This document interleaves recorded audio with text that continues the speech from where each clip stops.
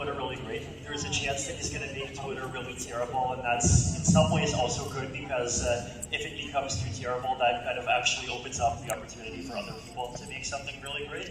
Or, there's a chance that we'll see something in the middle. I think, I don't know, my personal views on this are like, very wait and see. Like, I have no idea what the thing's going to look like even 90 days from now. But, can I use it? I mean, we'll see, right? Like, the existing Twitter has, it's definitely had a lot of problems that annoyed me. Like, how every time I try to say something, there's, always 50 shills trying to shill various, various coins that often don't even have protocols behind them. They're just coins that they're trying to sell. There's people who, the hackers that actually manage to steal blue check accounts and use them to shill fake stuff. So, there's definitely big challenges, and I'm definitely very hopeful that in the next 5 to 10 years there is going to be some kind of better social media platform that solves these issues, and whether that ends up being Twitter itself or whether that what we're going to see over the next 5 years is a big groundswell and just a huge number of alternatives. We'll see. We could even see both. And I think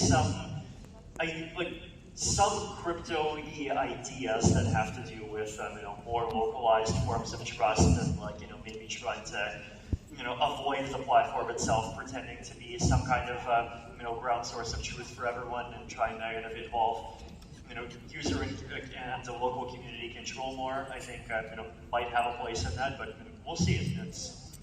I don't know yet. Okay, thanks. So here's a question from Daryl Ng. Where do you think Bitcoin's place will be after all these technological advancements in ESG?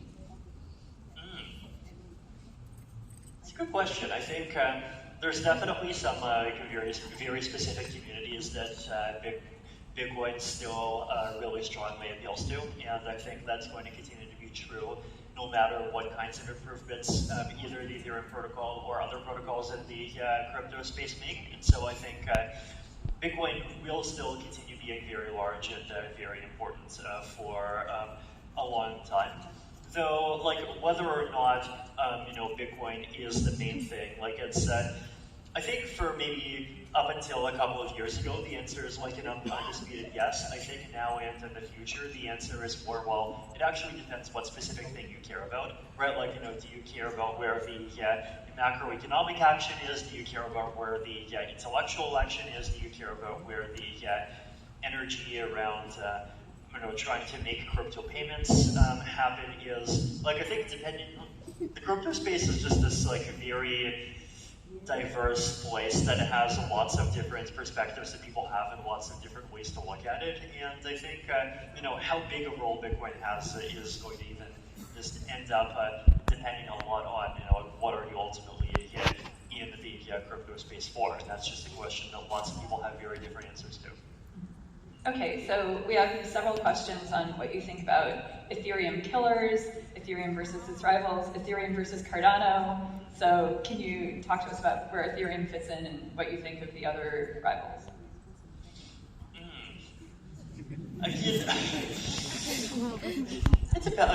There's definitely a lot of interesting kind of newer alternative projects that have, shall we say, varying levels of quality. There's definitely some that I really respect, and they're doing really fascinating work on zero knowledge proof technology, or coming up with new kinds of execution models and new kinds of parallelization, different ideas for how to do governance, and I think there's definitely some projects that have these really interesting and fascinating ideas, and I think we in Ethereum are closely watching them.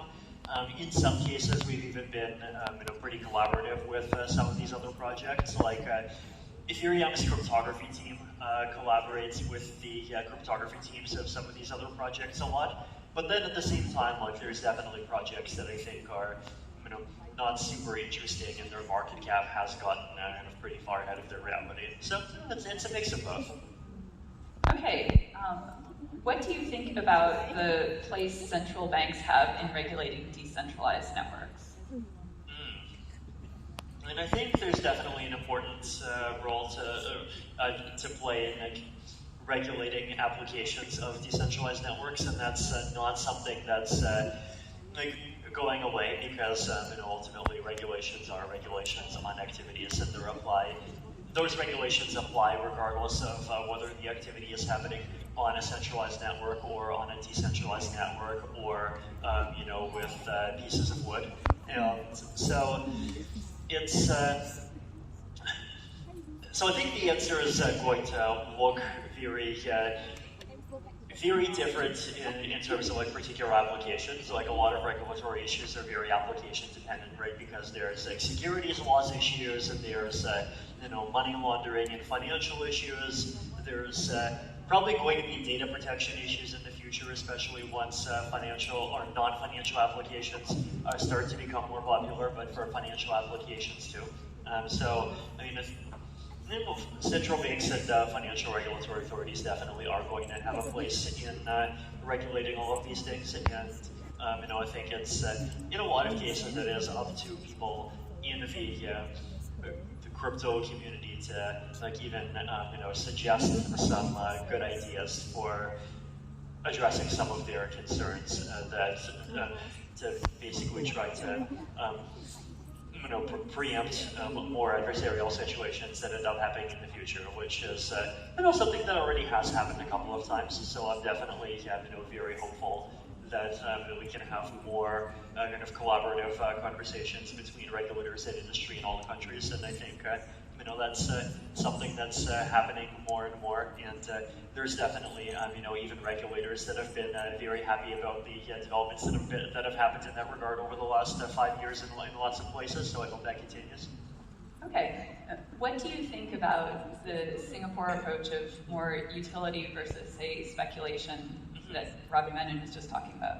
Yeah, no, I think the cryptocurrency question in particular is something that's going to have different answers in different places, right? So like one of the things that I mentioned is that I think it's easier to say that cryptocurrencies are unstable and have low value in countries like Singapore, where the economy and the government are quite stable, but there is plenty of places in the world where cryptocurrencies have, even over the last year, fallen in value less than those places' local fiat currencies. And if you interview people there, they'll say, well, yeah, cryptocurrencies rise and fall, but the local fiat falls and falls.